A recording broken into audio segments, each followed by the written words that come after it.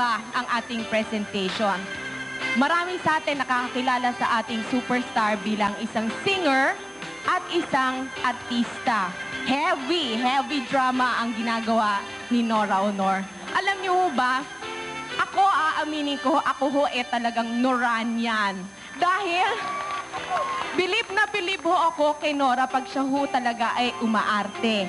Pero ngayon dahil tayo po ay nagse-celebrate, syempre kailangan very light ho yung ating presentation. Ngayon hindi ho magdadrama si Nora kung hindi siya ho ay magko-comedy. Meron po tayong inihanda na isang skit sa inyo at syempre ang gaganap dito bilang bida ay walang iba kung hindi ang inyong pinakamamahal na superstar, walang iba kung hindi si Miss Nora Aunor.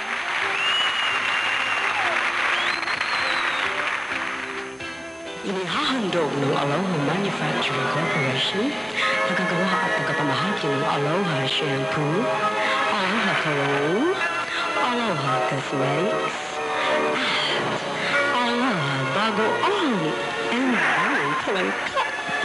Ang dulang pinamagatang ang babaeng nawawalan ng 165.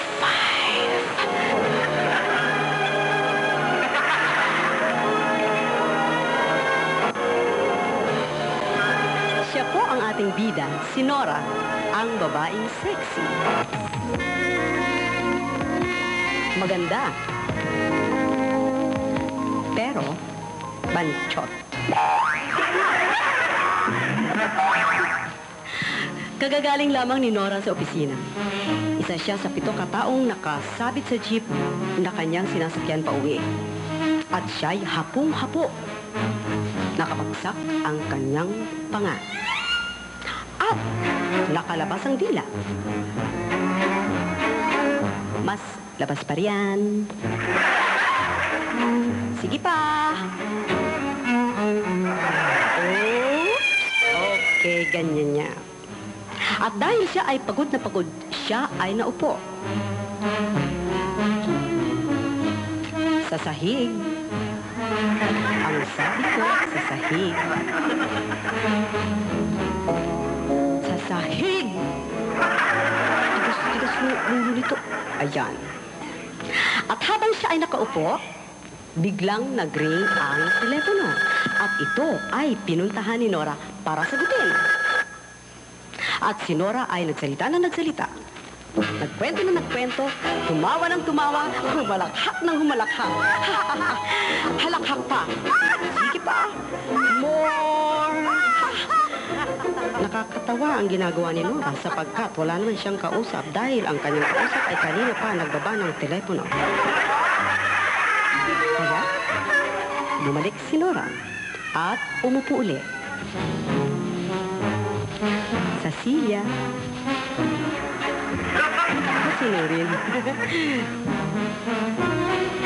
At habang siya ay nakaupo at namamahinga na, masarap ang kanyang pahinga, pagkakaupo ay biglang pumasok ang isang lalaki. Isang lalaking maskulado at mukhang kriminal. Nagkita silang dalawa kaya si Nora ay pumunta sa drawer. Binuksan ito, ngunit ito ay nakalak. Sarado. Kaya siya ay pumunta sa kabilang drawer dahil yun ay ang bukas na drawer. Bukas. Bukas. Bukas yan eh.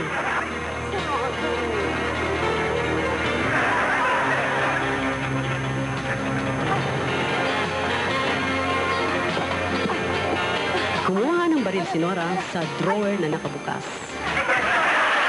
Kinuha niya ito. At ipinutot sa lalaki. Pinaputok!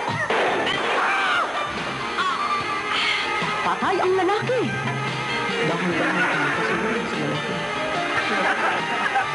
At ang kanyang ay ang kanyang asawa.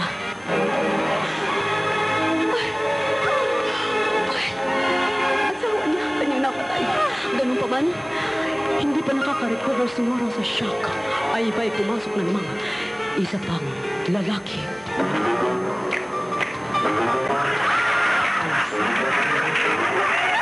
At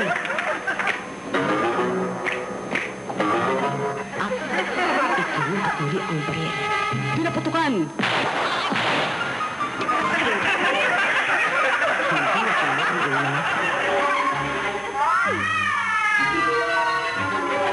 Ang ginawa ni Nora, umupo siya uli.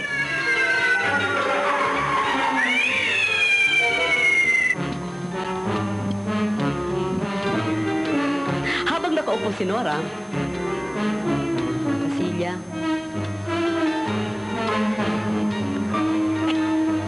very good. Naisipan niyang mayroon nga pala siyang pulburong binili na nilagay niya sa bag.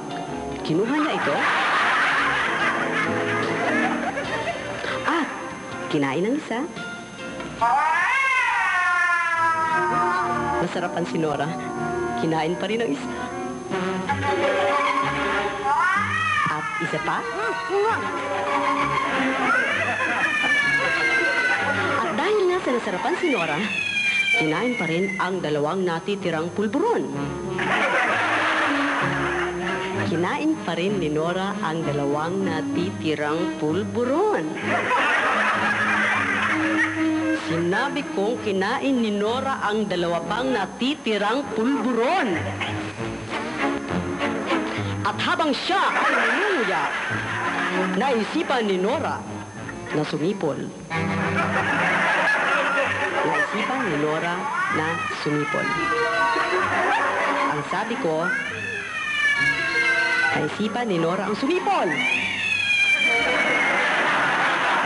At para malunok ang pulburon na nasa bunganga ni Nora, pupunta siya sa kusina at kukuha ng suka para inumin.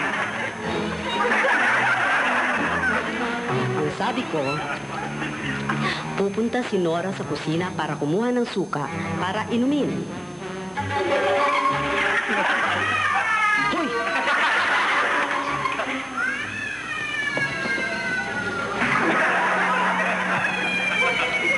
Bakit ka nandito?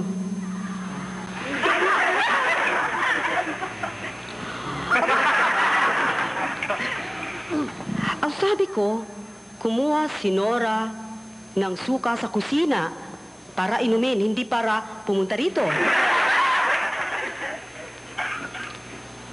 At...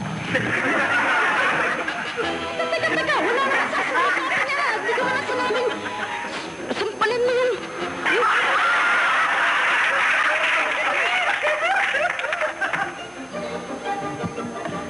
Wala sa usapan yan, ha? Ganun na po? Muntik pa ako mahulog. Diyos ko.